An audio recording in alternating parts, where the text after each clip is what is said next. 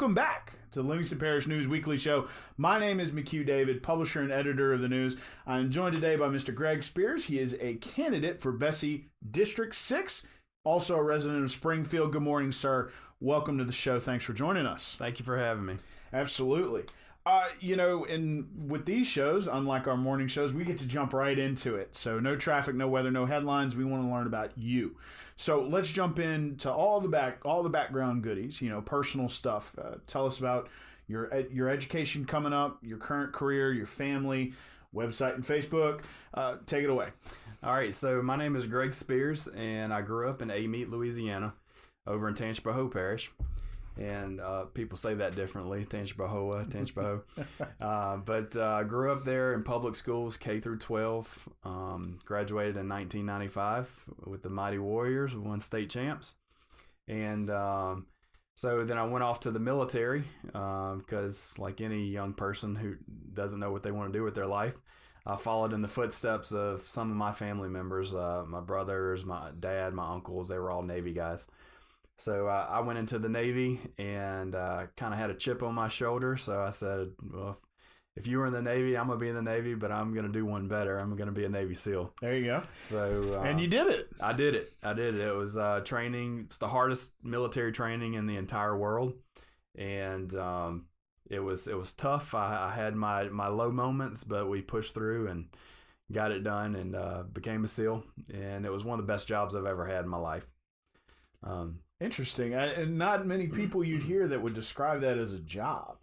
It's you get up in the mornings and you go and do your work and you come home and go to bed. It's like any other job. It's just different. A little bit different. So give us a little bit of background on your family. Tell us about your family. So I'm happily married. We just celebrated our 21st year of marriage, my wife Renee and I. And we have 3 boys that are 17, 15, and 12 that are all in Springfield Public Schools. Okay. Our baby is in 7th grade at Springfield Middle School, and our 2 oldest is at Springfield High School. And the oldest is going part day at Southeastern this year. Wow, congratulations. Thank you. And that's crazy. I'm 20, 16, and 12. Okay, nice. Before we move on, go ahead and mention it. Website, Facebook, all that good great stuff. Our website, I'm running for BESE District 6. The BESE is the Board of Elementary and Secondary Education. And our website is gregforbese.com, GregForbese.com. And our Facebook page is where we do the majority of our live posts and interaction with the public is at Greg for BESE. Gotcha. So we've talked a little, said you're running for BESE District 6. It's involved in all of the naming of your website and your Facebook. First, let's start basic. What is BESE? BESE, like I said, is the Board of Elementary and Secondary Education. They govern education policy for the entire state of Louisiana. There are 11 members on the board, 8 are elected across the state, and 3 are appointed by the governor. So there are 7 of the 8 elected incumbents have re-won election, and I'm the only one that's made it into a runoff here in District 6, and I'm the only public school proponent that is hopefully will be on the board. Well, and talking about BESE, your seat, your particular seat in District 6, it's Ascension, East Baton Rouge, Livingston, Tangi, Washington. It's quite an area to represent, but a lot of good public schools in there. So, when you were thinking about District 6 and you were thinking about running, what was going through your head? Yeah, so I've in the job that I've had in the IT industry throughout the years, my family's had to move several times. Mm-hmm. We lived in Colorado for a few years, just outside of Denver. We lived in Missouri and Jefferson City for a few years, and everywhere you go, you see a different aspect of education. With me having 3 young boys and raising them up, we've gotten to see what other places are like. How do they teach their kids in other states? How do we teach them here in Louisiana in Tangipahoa Parish or Livingston Parish, which is where we live now, or Ascension Parish? and everywhere is different. There's not one school system in the nation that's identical. The state of education that we find ourselves in, the direction that we're pointing, has just been the wrong way. It's been a disaster. With the introduction of Common Core nearly a decade ago, to the introduction of the school accountability system, where we defined failing schools based off of student test scores, and the emergence of charter schools, both for-profit and nonprofit, and the nonprofits are managed and operated by for-profit companies in many cases.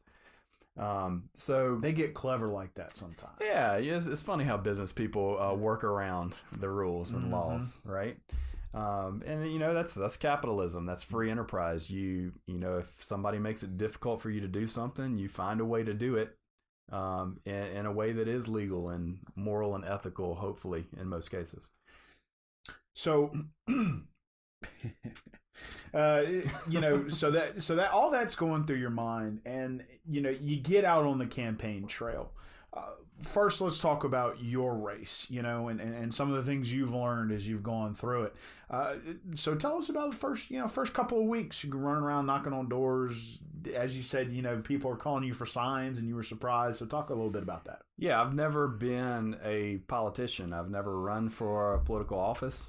I had no clue what I was getting into. We have in our race a pretty mild set of opponents with the four of us that were originally in it, and not a lot of mudslinging going on, so I was very thankful about that. Not a lot of personal attacks. I see some of that going on in some of our other races, and it just kind of turns people off. The one in Thibodeau was particularly contentious. Yeah. But, the journey of this process, this political process of how our nation runs, was very interesting. Getting out and meeting people that I never would have met otherwise. I've talked to probably well over 1,000 people, and just listening to their concerns, listening to their heart and what they feel on a day-to-day basis with their kids in schools, and the teachers that are just overwhelmed with their profession. And it was very eye-opening. I've learned so much about education in Louisiana in this process. Things that, as a normal everyday citizen, we go about our business. We get up, we drink a cup of coffee, send our kids off to school, go to work, come home and just do life. And we really don't hear a lot of the details that go on to make that system run. Right. So it was very, very eye-opening, as we'll discuss a little bit later, to see some of the gritty details about how is education performing actually in the state of Louisiana. Right. And as you said, we will get into that. But before we do, some of the things that you learned on the campaign trail, like you said, you ran into one person that was for charter schools. Turns out they worked at one. One person who was just totally against public education. But for the most part, you learned that the things that you stood for were the things that most people, especially in those areas, stood for, in terms of, trying to improve public education and not really being on board with Common Core. Yeah. We, the people that I've met with, teachers, parents, school administrators, everyday citizens that don't even have kids in the school system, they're all stakeholders in our education system.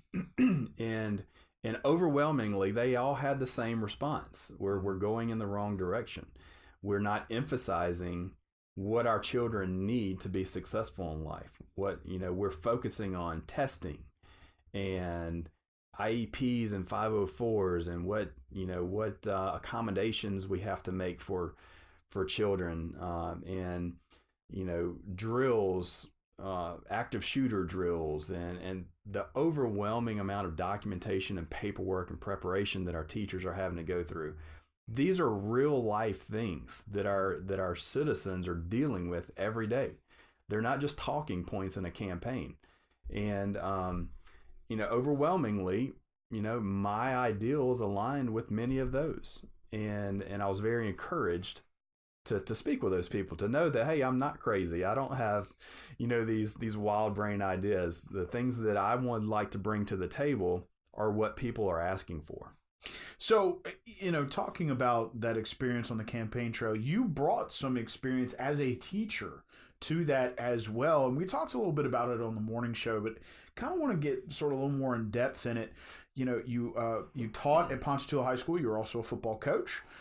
So, you got both sides of it. You got the education and, teaching continues in athletics for kids that age. Yeah.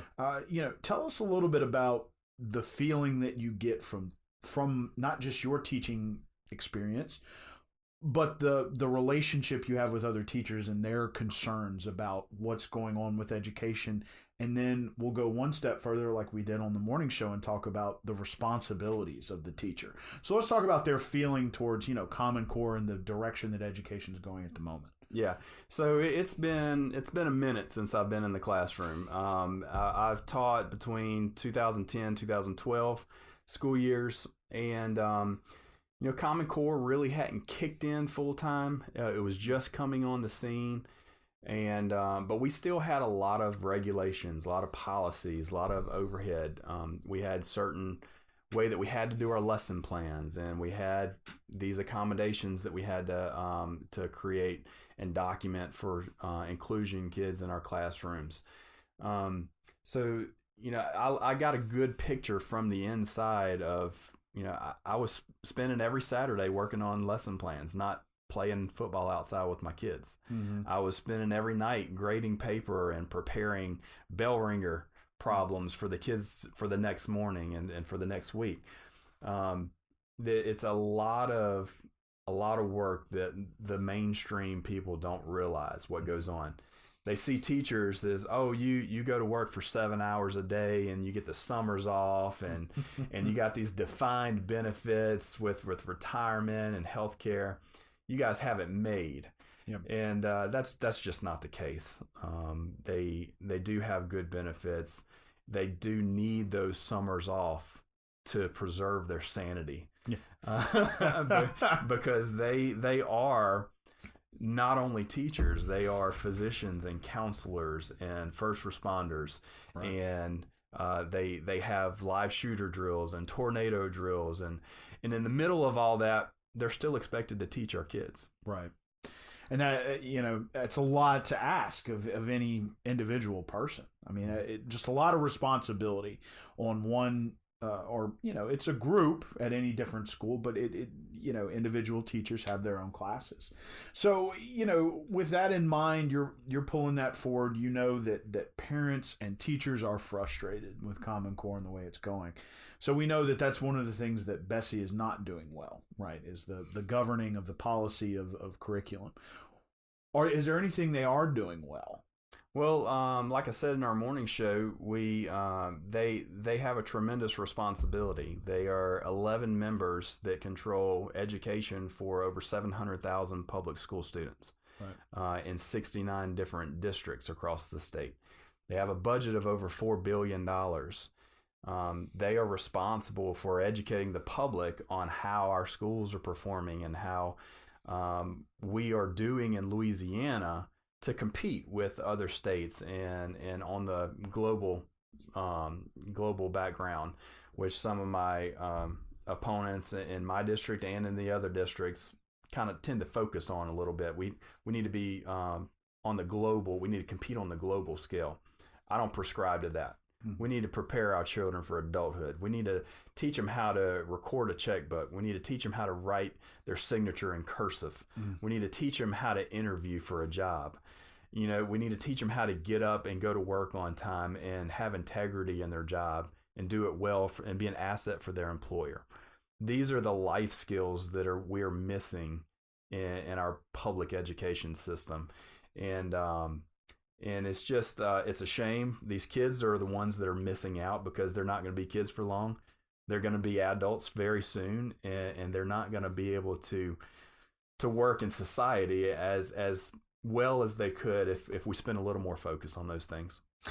Right. And so when we're talking about that focus and what the board's doing, kind of moving that ship along at a $4 billion budget, as you mentioned, what are you bringing to this board? Because it's a board. It's made up of a vast array of folks. It is, I believe, correct me if I'm wrong, it's 6 elected, 3 appointed? 8 elected and 3 appointed. 8 elected, yeah. So it's an 11-person. 11-person board. It's 2 off. So 8 elected, 3 appointed. You will be one person on there. You mentioned on the morning show that you are kind of a softie, but you are bringing this sort of voice of parents and teachers to the table, whereas a lot of your contemporaries are going to be business people. Talk to us about your anticipation on that relationship. Yeah, so I have nothing against business people being in places of leadership, even in education. I don't think you're required to have a 30-year teaching portfolio to lead the education profession. I think you have to be in tune with your constituents. You have to understand what they're dealing with on a day-to-day basis, and you have to listen to their concerns. Right. I think the problem with our current board is that for the most part, they are business people, and they're business-minded, and they don't care about what's going on in our schools. They look at how companies can make money through these charter schools. They look at how we can push all kids to college, how we can push STEM, how we can do all these things that don't benefit, that really disenfranchises the majority of our public school students and their parents and the workers, the companies that are going to absorb these workers when they leave school. Right. So my perspective, what I bring to the board is not only life experience. I'm 42 years old. I've been around the world in the military. I've been in private industry. I've been a teacher. I've been a youth pastor. I was ordained as a youth pastor when I was in college. So I have a heart for young people. And so in education to boot. And so I have a lot to bring to that board. I am a businessman. I have an IT company, a little small software company that my partner and I run. And so I feel like I'm very well-rounded, and I'm very open-minded to listen to people's concerns and to bounce those concerns off of my own ideals and my own core values. Mm-hmm. So talking about being well-rounded and being on this board and listening to concerns, would it be fair to say that the voice you're going to bring to this board is, trying to problem solve for these concerns that are brought to you by parents and teachers? Absolutely. In the IT industry that I've served in, part of my job was to evaluate data, to identify deficiencies in processes, and to make recommendations on solutions that will make those processes better. And a couple of former jobs that I had, I was a collections expert that worked with Department of Revenue state agencies in identifying processes that weren't working, they were spending money on postage that they didn't have to spend. If they changed this one process, they would bring in much more tax revenue without raising taxes and without hiring additional staff. I worked with a contractor with the Missouri Department of Revenue for 4 years. And the time that I was there, I led a team that raised over $300 million in additional revenue without raising taxes and without hiring additional staff from the processes that I identified that weren't working and the solutions that I recommended to help move those forward. Now, some people might say, well, that's in tax industry. That's life. That's logical thinking. That's having a mind to identify what doesn't make sense and be open-minded to discuss with people, how can we make this process better? Well, and everything, life is a process, right? Yes. So before we get into, some of the things that you recommend, want to bring up something that you had in your political announcement here with the news, and just when you came out with it in general, it was information that was public. I didn't know about it. Feign ignorance here. Before even this year's campaign slate started, and that is the raw EOC scores from high school students, and I'm going to list them out, and then I want you to talk about what you told me during kind of in between our morning show and this show. English won 35%, Algebra won 30%, English 2 47%, and Geometry 32%. Now, we have kids that are graduating high school that are getting mastery level, distinction on these EOC tests, and yet when you're talking about state averages, these are all well below failing. So, explain. You had a great explanation. I want to hear it again here on the show. Walk us through this. Okay, so this is very interesting. These statistics, and it's something. I'll give a little plug. Michael Desautel's, that's a blogger, a Louisiana educator blogger, brought these to my attention. And as we go about our day-to-day life, we don't think about, I wonder what the EOC scores were this year. Mm-hmm. As a normal citizen that goes to work and is raising kids, we don't think about those things. But when I learned about them, I was floored. Right. For our kids, and now this is on average. This isn't, we have some kids that are excelling. I mean, they're doing great things, and we have some school districts that are really propelling education, especially in District 6. Mm-hmm. Our Livingston Parish schools and Central School District and Zachary School District and Ascension Parish, I mean, they really have some of the top schools in the entire state, and they have a lot to offer. But as a whole, these, out of every 10 questions that these children are taking in schools on these tests, they're getting 3 to 4 questions correct. And I don't know if you, on your driver's test, would you want somebody passing your driver's test that gets 3 out of 10 questions correct? No. Would you want somebody operating on your heart that got 3 out of 10 questions correct in their med program? No. You wouldn't want a lawyer defending you in a murder case that you're innocent of that got 3 out of 10 questions right on his exam. So, why is that acceptable in Louisiana education? And the thing that's so disturbing is these are the raw scores. These are the scores that when the children fill out those bubbles on that test form, these show the scores that they actually got. Now, we have the state superintendent. Then the following school year, after all the tests have been gathered, after all the tests have been scored and evaluated to where our students perform, then they scale those scores to determine how many of those we want to reach proficiency, mastery, and so forth. So, which is very deceiving to our public. Mm-hmm. When we say our kids are graduating, they're getting these high school diplomas, and I'm talking about averages here, and with mastery distinction, anywhere from 35 to 40% of those test questions were filled out correctly. It's insane.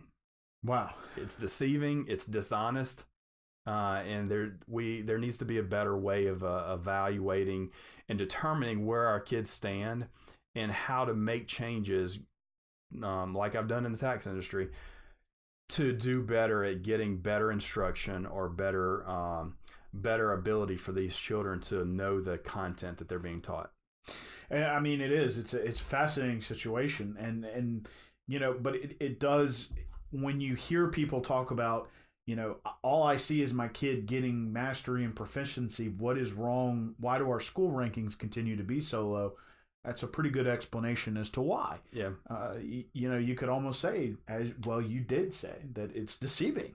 There was a specific school district, and I'm not going to mention it right now, but not a single child got proficient. That's tough. There's something wrong there. Yeah. There's something wrong with our curriculum, something wrong with the tests, maybe a little bit of both. So let's talk about policy action. Things as you mentioned, the BESE board is over policy action, curriculum, that sort of thing. one of the first things you brought up was more local control. So tell us a little bit about that. Yeah, so our local school districts have really been stripped of some of their authority over the years, and that's come from a variety of ways. Methods of either they were receiving funding from a federal agency or a state agency that had strings attached that says children can't miss a certain number of days, or you lose this funding, or you can't have these suspensions, or against this a certain color of student. So the local school districts have really had their hands tied on how they can operate their schools. They are really, some of them, not able to choose what curriculum they teach. And you're going to hear some of these political candidates say, oh, absolutely, they can choose their curriculum. Well, for Livingston Parish, for example, when the time came up for them to be able to get a new curriculum, there was one Tier 1 curriculum available that met the standards for Common Core, and they had to have a Tier 1 curriculum to get the funding. Right. So they really didn't have an option of what they wanted to teach the students in their communities. And boy, is that fascinating. You kind of you're boxed in. You have to do what you have to do, because in the end, we've talked about it, business people, capitalism, that sort of thing. Money makes the world go round. If you can't get the funding, you're going to have to make cuts. So what, other than that, we talked about you're bringing the voice of frustration from teachers and parents to the board. Are there any other policies or anything you can think of right now? Absolutely. Okay, let's hear some. So our teacher evaluation system, the compass system, it's deeply flawed, and I won't go into all the technicals with how the teachers are graded based on a student's increase in performance. There's lots of factors that go into those scores. Majority is how the kids perform on these standardized tests. For the most part, that's how a teacher is evaluated. But our teachers are frustrated with it. They are told what they have to teach, how they have to teach it, the materials that they must use, the materials that are stripped from the walls in their classrooms because it doesn't support those standards, and they're dictated to that line by line, and then they say, oh yeah, and we're going to evaluate you on how your students receive that instruction. So they have no power to differentiate their instruction, their creativity is stripped from them. And all of that goes into how their community sees them as a teacher, that labels them, hey, you're a good teacher or a bad teacher based off your child that was up until 3 a.m. with his parents arguing, or a child comes in and colors on their standardized test right in third grade instead of filling out the questions. Our citizens label our teachers, hey, you're a bad teacher because your kids did that.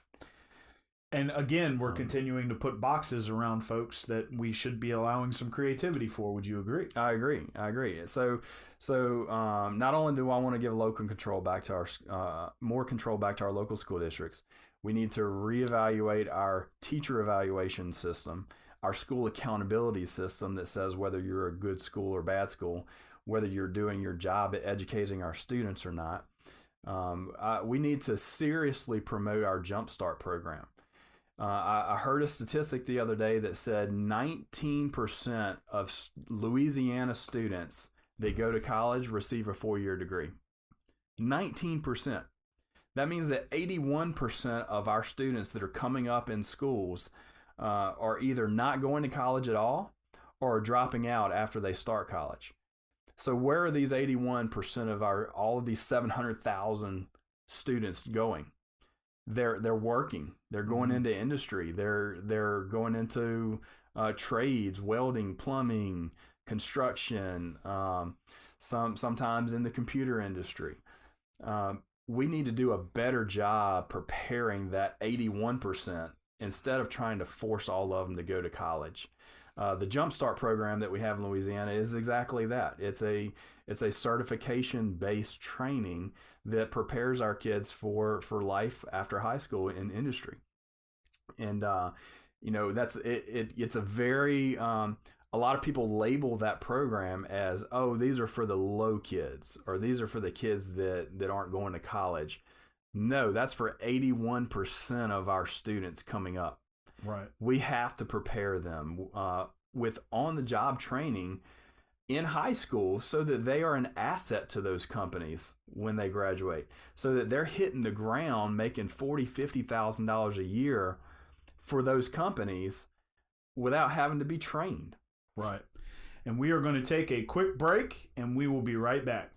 And we're back. We were just talking about teacher creativity, putting these folks in a box. We're talking about policy at the BESE level, and, really not even talking about it at the BESE level, more interested in local control. Mm-hmm. So, the last thought you have, let's keep, we took a break. So, let's keep talking about any kind of policy that you would think. It sounds like a lot of it is pushing it back local. And one of the things that you did say was that, you might have a kid in third grade drawing a standardized test, but based on high level evaluation, that's on the teacher, when really the teacher might need to be able to just go to the principal and say, what do I do with this kid? So, anything else that you can think of? So we've talked about school evaluations, teacher evaluations, and Common Core. Yeah. Anything else you can think policy-wise? Yeah, so one of the more important jobs of BESE is to hire and fire the state school superintendent, mm-hmm. Which the current one that we have now is John White. John White was brought in 8 years ago, and he brought our education system to a direction that has resulted us being in the same place we were 8 years ago. We were in 49th place when he took over the ship. We're still in 49th places in the nation in the majority of the statistics. These last 4 years, the BESE board needs 8 members, a supermajority, to fire the state superintendent. And after 4 years of his initial term, the board didn't have enough votes to hire him and didn't have enough votes to fire him. Oh. So he went on a month-to-month contract over these last 4 years, making $275,000 per year. That's more than double what our governor makes. It's the third highest paid state superintendent in the nation, and we're 49th in the nation after 8 years of his reign. BESE must hire a new state superintendent. And like I said, they need 8 members to hire a new superintendent. And 7 of the incumbents have been bought and paid for by special interests to secure another 4-year contract for John White. So it's imperative that I get on the board, and that our governor, whoever it is, our next governor, is going to appoint those 3 positions to force this board to reevaluate our state superintendent and not give John White another 4-year term. Well, and as you said, I mean, the results just have not been there, even though continued push towards privatization and that sort of thing. Anything else you'd like to discuss with us today? There's lots of ancillary things, and I don't want to minimize at all that BESE is responsible for our school for the deaf and blind. That is a very important role. They just hired a new superintendent for that school recently that I hear is doing a wonderful job, and they do some other little things here and there, but for the most part, those are the big points. Well, thank you, sir, for joining us again for this a little longer. Went for 34 minutes this time as opposed to 18. So you said you couldn't talk, but you can. Again, this is Greg Spiers. He is running for BESE District 6, which covers Ascension, East Baton Rouge, or parts of East Baton Rouge, Livingston, Tangipahoa, and Washington parishes. Plenty of schools, lots of kids under the purview of your seat. BESE is, of course, a board made up of 11 members, 8 elected, 3 appointed, which are over policy and that sort of thing for the school system. So, again, he's looking for your vote. I think you said you're number 47. Number 47 on the ballot, number 1 in your heart. There you go. Very nice. Early voting starts this Saturday, November 2nd. You can vote at the Denham Springs Walker Branch Library or at the Registrar of Voters office in Livingston, 8:30 a.m. to 6 p.m. daily, not Sunday. Can't vote on Sunday. Of course, the regular runoff elections will occur on November 16th. He is running against Mr. Ronnie Morris of Baton Rouge for the seat. Mr. Spiers, thank you, sir, for joining us this morning. I know we appreciate it. Viewers appreciate you taking your time to give them the information. And we hope you all have a great day. And thank you again for joining us. Thank you very much for having me. Take care.